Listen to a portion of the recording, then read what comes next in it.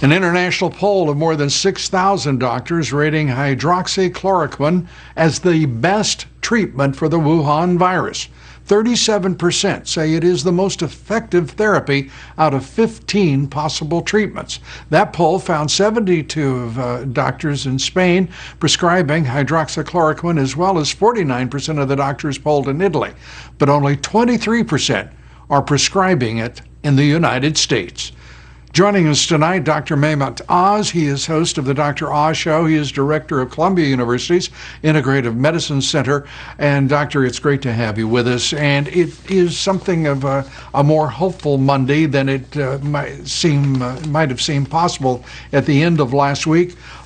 Where do you think we are? Well, it's interestingly having conversations with a lot of the directors of ICUs over the weekend, and folks are at the end of their rope, but they're still clinging to that rope. And I think Governor Cuomo's assessment is fairly accurate. They've gotten what they need just in time. Most of them thought they were going to run out of ventilators by the end of this coming week, but we got more ventilators. So I'm optimistic. There's still issues with dialysis and, frankly, with people.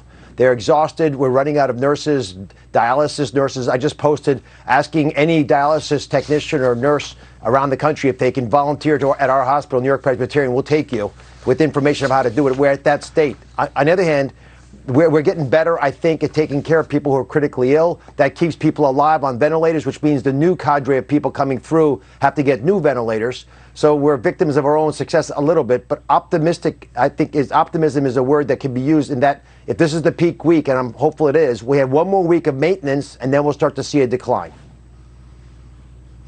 Well, that is good news indeed, and at the most difficult time, New York hospitals simply overrun with patients in desperate need of medical care, and our doctors, our nurses, all of our healthcare workers are, I have to believe, at the point of exhaustion in this city, in this state. They're past exhaustion. I mean, people developing medical problems on their own, just dealing with the physical stress. Forget the emotional issues of watching people die. Remember, when you get sick with COVID-19, you're alone in the hospital. So the last person who sees you, if you pass, is the doctor or nurse who sits by your side and holds your hand to guide you out. It's a uniquely lonely experience. We separate outside the hospital to avoid contagiousness, but inside the hospital, it's painful because you don't have the family support that's usually there. That stated, I'm so impressed. I get goosebumps thinking about some of these brave souls who work countless hours in the face of personal health peril in order to keep the system floating. Yeah. And we're all deeply grateful. We don't express it nor say it often enough. I doubt we could. But our hearts go out to all the victims, their families, the doctors and nurses who give such extraordinary care. Our gratitude to all of them and to you, Dr. Oz. The trials, I know that you were supporting trials for hydroxychloroquine, and we've heard very little about it. We've heard a lot of talk about these trials and the second stage, if you will. We know we're desperate to learn more. Well, the trial that I was helping with at my institution was shut down when the governor banned the use of hydroxychloroquine for prescription use for outpatients. And I was trying to see if we could prevent, there's a prevention trial which was approved, but I was trying to see if we could actually treat early disease and replicate what's been done in China and in France. Unfortunately, those trials have been held back. I don't know of a trial in New York State. I've been searching for the one that was spoken about, but doesn't seem to be going on in the way that I appreciate. There is one at University of Minnesota. I don't know when they're going to yield results, but I spoke this morning to the famous French infectious disease specialist, Didier Raoult. He's the one who's really been pioneering the hydroxychloroquine with the azithromycin. Right. And he shared, this is not published yet, but he shared the results of his first 1,000 patients who have been on that protocol. 7 people died. They were all older and frail individuals. That is lower than you would expect for people admitted to the hospital.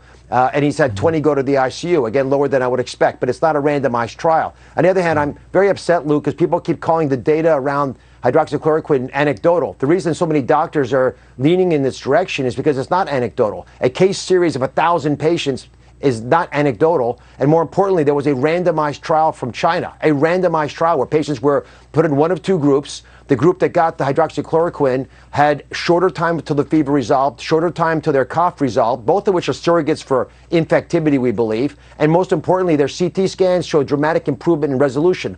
All of these statistically significant. So it's not a big trial that we would like to see in this country. We have to do much more, but I don't think it's fair to call it anecdotal. It is the beginning of the database that would support its use for early treatment. And the success rate in these smaller trials, case studies, if you will, have been so impressive. The French study in particular, 350 patients and 100% success. To not, after everyone has cried out for these trials, to not be hearing the progress of those trials, and to see something of a half-hearted effort, it seems, on the part of some, particularly the state government of New York, is really disappointing.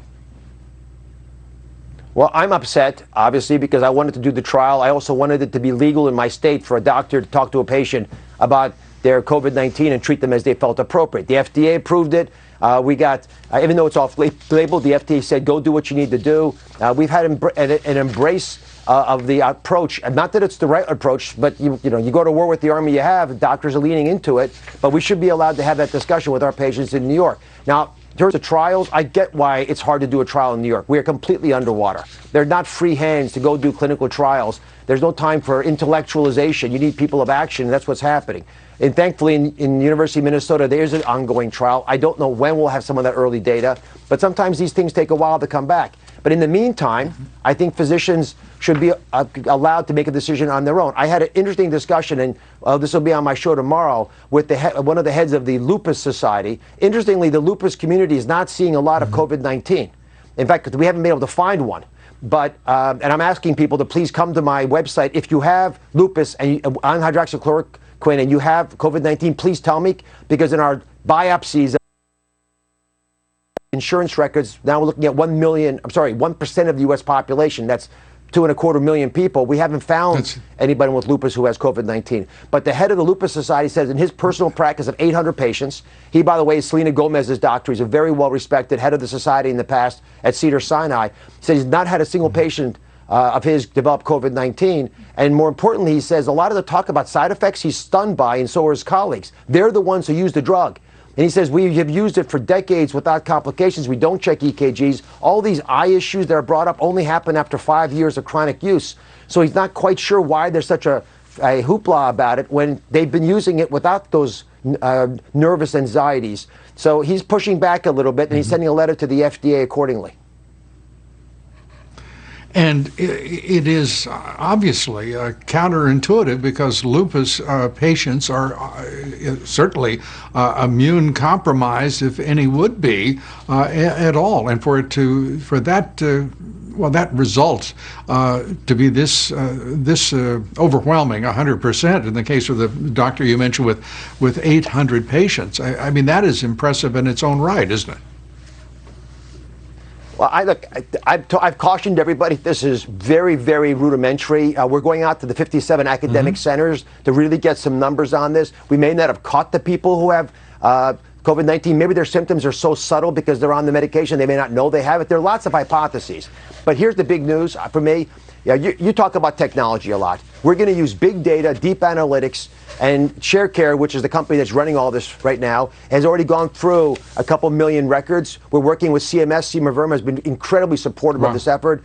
Some of the Blue Cross insurance companies around the country, some big hospital systems, they're giving the data to us so we can begin to go through this and figure out if this is just a blip, an interesting observation, or is there something real here? We don't know. And I don't want people to jump up and down and this is proof. It's not. Please listen to me clear on this. But we have the ability to technology in America now to begin to answer some important questions about COVID-19 using some of the tools that have made this country great, having to do with basic analytics of big data. Doctor, it's always good to have you with us, and we will join you in what is cautious hope, and we will keep our feet solidly on the ground as we know what is ahead of us over the next 2 weeks. Let's hope it's much better than the projections and the estimates. Thanks so much, Dr. Oz.